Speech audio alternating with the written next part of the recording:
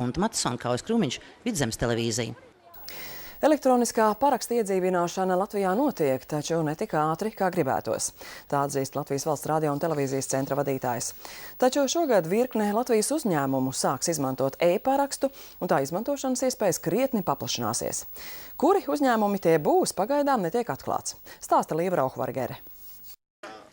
Par katru starptautisku dokumentu, kas apstiprināts ar elektronisko parakstu, viens koks. Šādu lēmumu gada sākumā pieņēmis Unicredit Leasing, pirmais privātā sektora uzņēmums, kas ieviesis elektroniskā paraksta sistēmu. Ja kādam būtu jābrauc uz Rīgu parakstīt dokumentu no Rezeknes, tas nozīmē veselu dienu pavadi ceļa turp šurp, degvielas izmaksas, un vēl papīra izmaksas. Priekš kam, ja var to izdarīt elektroniski.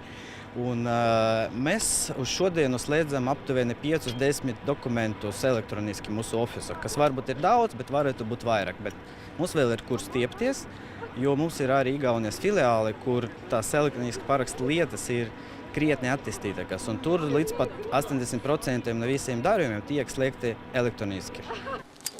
Ar šīs dienas koku stādīšanas talku tiek uzsvērts elektronisko dokumentu draudzīgums videi, tāpēc radio un televīzijas centrs ieviesis zīmolu e-parakstam draudzīgs uzņēmums. To piešķirs privātiem uzņēmumiem, kuri pieņems elektroniski parakstītus dokumentus. E-paraksta lietotāju skaits augot ik mēnesi. Ļoti liels paldies, kā mēs arī gaidījām, tas ir arī ID-kartēm. ID-kartes viennozīmīgi ir pievērsuši gan to uzmanību, gan arī lietotāju skaitu. Mēs gatavojamies arī paziņot arī publiski vēlāk, jo šobrīd to nevaram darīt vienkārši komerces informācijas dēļ, ko mums neļauj, tad būs daudzi uzņēmumi šogad tieši privātajā sektorā, kur cilvēkiem tad izmantot elektronisko parakstu. Pērn e-paraksts izmantots aptuveni 800 000 reižu. Arī Latvijas televīzija nu pat pievienojusies elektronisko parakstu lietotāju pulciņam.